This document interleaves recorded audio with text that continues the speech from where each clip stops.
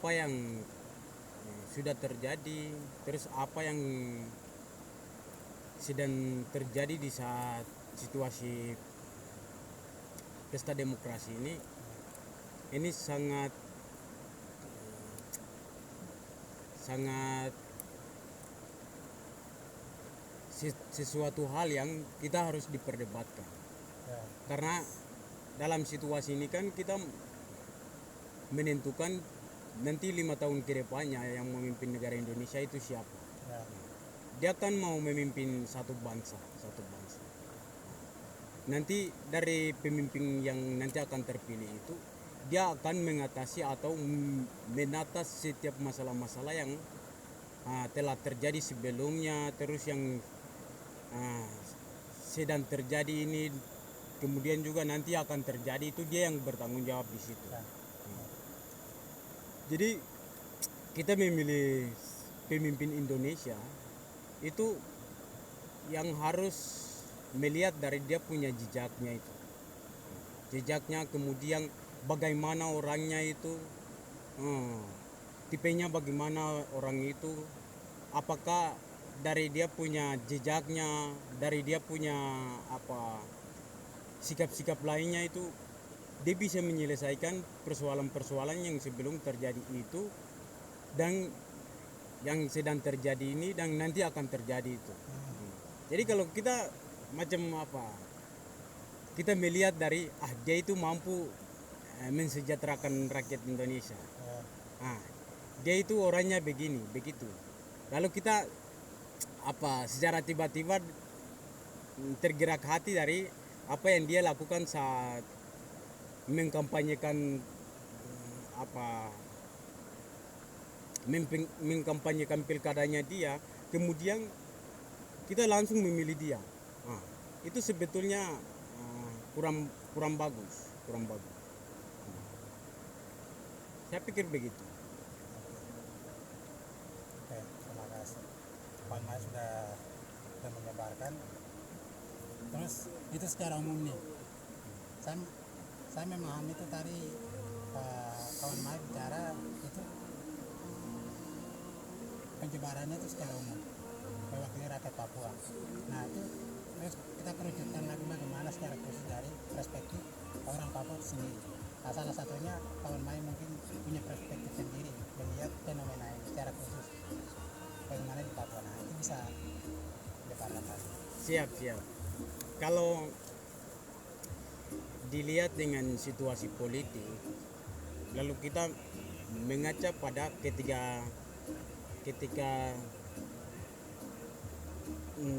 capres ini itu juga kita mau memilih salah satu di antara 3 orang itu, kita harus melihat dia punya jejaknya itu, Nah, trikotnya itu kita harus ketahui baik-baik, kemudian memilih dia. Karena persoalan di Papua itu memang sudah memakan puluhan tahun, dan Presiden Republik Indonesia dari pertama sampai yang sekarang ini, masalah apapun yang terjadi di Papua tidak pernah menyelesaikan hingga tuntas. Dan semua masalah-masalah yang sudah terjadi di Papua itu dari rezim ke rezim selalu diabaikan, selalu dibiarkan. Di dalamnya karena mungkin kepentingan apa atau dengan alasan apa, itu belum bisa memastikan. Tetapi masalah Papua ini bukan masalah kesejahteraan sosial. Iya, masalah Papua ini bukan masalah kesejahteraan sosial, bukan masalah pembangunan atau infrastruktur, tapi masalah Papua ini itu masalah yang memang bisa dikatakan bahwa itu konflik struktural. Kenapa saya katakan konflik struktural? Karena dilihat dari jejak sejarah gerakan politik rakyat Papua itu. Dari situ menyatakan bahwa masalah yang terjadi di Papua adalah itu konflik struktural. Jadi itu masalah semacam kayak negara lawan negara begitu. Iya. Berarti dari situasi politik yang ada di Indonesia, khususnya di pilpres ya. Misalnya pilpres dari para calon ini, yang ketiga calon itu mereka dengan mereka punya visi misi. Nah itu mereka tebarkan pesona muka sampai isi kepala yang ada maupun tidak ada, mereka tebarkan. Nah di situ dengan dalil kesejahteraan sosial seperti tadi kawan Mai bilang itu. Tapi yang sebenarnya tuh bukan begitu ya dari rakyat Papua. Minta bukan masalah pembangunan. Ya kan? Iya, itu kan apa? Lihat dari sejarah politik rakyat Papua itu. Dan dari gerakan itu sekarang juga masih ada. Dan mereka masih bergerak. Jadi tuntutan dari rakyat Papua kepada Republik Indonesia itu mereka punya tuntutan itu bukan seperti yang itu. Nah, Prabowo kah, Ganjar kah, atau Anies Baswedan kah, mereka punya visi misi yang nanti kalau sudah jadi presiden saya mampu untuk mensejahterakan, saya akan meratakan pembangunan segala macam itu. Jadi di Papua itu bukan masalah itu. Tapi mereka punya tuntutannya lain. Karena selama ini semenjak Republik ini berdiri sampai sekarang orang Papua itu dianggap sebagai separatis, dianggap sebagai suatu binatang yang bukan martabat manusia.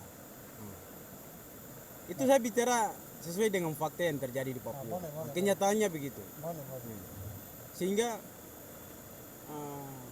untuk pribadi saya ini sudah ambil keputusan bahwa saya bisa golput.